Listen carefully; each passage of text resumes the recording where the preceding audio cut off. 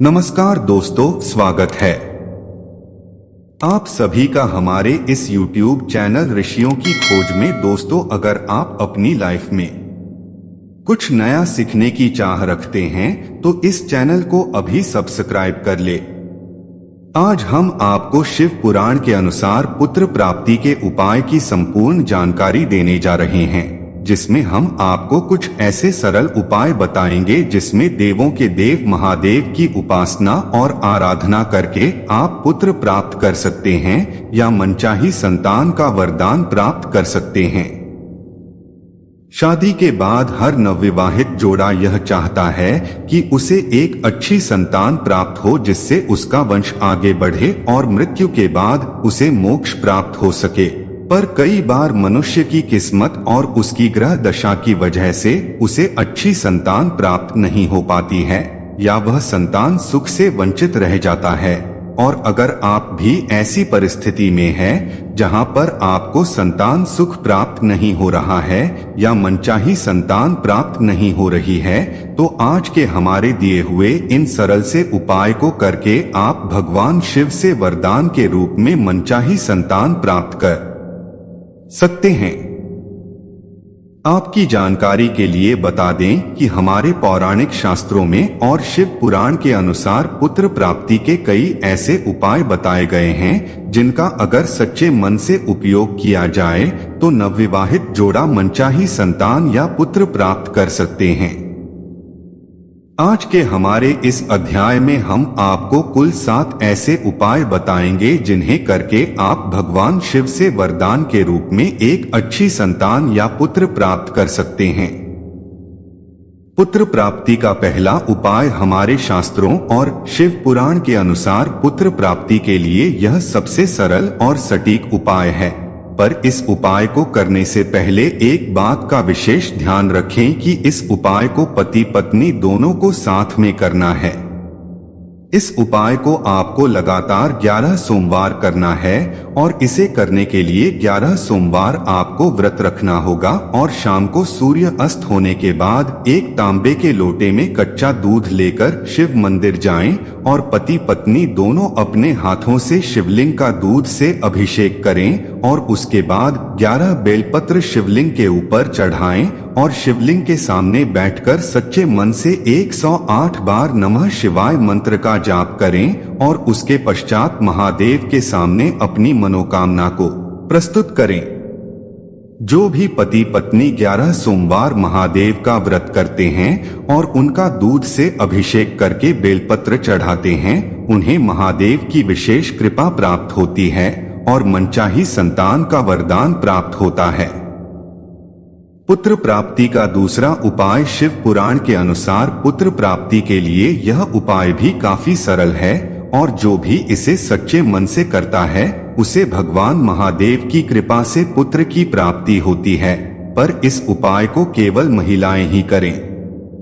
पुत्र प्राप्ति के लिए इस उपाय को करने के लिए लगातार 21 सोमवार तक सुबह सूर्य उदय होने के बाद स्नान करके शुद्ध हो जाएं और शिव जी के मंदिर जाकर अपनी श्रद्धा और क्षमता के अनुसार महादेव शिव जी की पूजा अर्चना करें और उसके बाद मंदिर से निकलते समय दूध से बनी मिठाइयाँ या दूध की बर्फी छोटे बच्चों में बांट दें। ऐसा लगातार 21 सोमवार तक करने से महादेव प्रसन्न होते हैं और उनके आशीर्वाद से पुत्र की प्राप्ति होती है।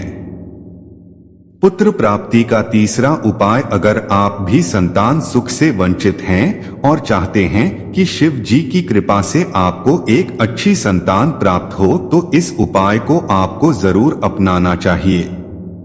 इस उपाय को करने के लिए आपको लगातार 11 सोमवार तक 11 कन्याओं को अपने घर में भोजन कराना होगा और अगर आप ऐसी परिस्थिति में हैं जहां पर आप अपने घर में 11 कन्याओं को भोजन नहीं करा सकते हैं, तो भी आपको निराश होने की आवश्यकता नहीं है। आप लगातार 11 सोमवार तक किसी भी अनाथ आश्रम जाकर वहां पर बच्चों में भोजन वितरण कर सकते हैं। एक बात का विशेष ध्यान रखें कि जो भी भोजन आप बच्चों में बांटें वह अपने हाथों से ही बनाएं, उसे बाजार से ना खरीदें, अन्यथा आपको इस उपाय का लाभ प्राप्त नहीं होगा। शिव पुराण के अनुसार जो भी पति पत्नी इस उपाय को सच्चे मन से करता है उसे शिव जी की कृपा प्राप्ति होती है। पुत्र प्राप्ति का चौथा उपाय, जैसा कि आप सब में से कई लोग इस बात को जानते होंगे कि जिस प्रकार शिवलिंग की पूजा करने से शिव भगवान प्रसन्न होते हैं, ठीक उसी प्रकार बेल वृक्ष की पूजा अर्चना करने से भी भगवान शिव अत्यंत ही प्रसन्न होते हैं। और अगर आप भी पुत्र प्राप्ति की कामना करते हैं तो इस उपाय को आपको जरूर करना चाहिए। भगवान शिव को प्रसन्न करके पुत्र प्राप्ति का वरदान प्राप्त करने के लिए हर सोमवार सूर्य अस्त होने के बाद बेल वृक्ष के नीचे 11 दिया जलाएं और ध्यान रखें कि दिए जलाने के लिए केवल घी का ही प्रयोग करें और दिए को जलाने के बाद बेल वृक्ष के 3 परिक्रमा करें और उसके बाद सच्चे मन से अपनी मनोकामना और प्रार्थना करें। कुछ ही समय पश्चात आप देखेंगे कि आपकी मनोकामना पूर्ण होने लगी है।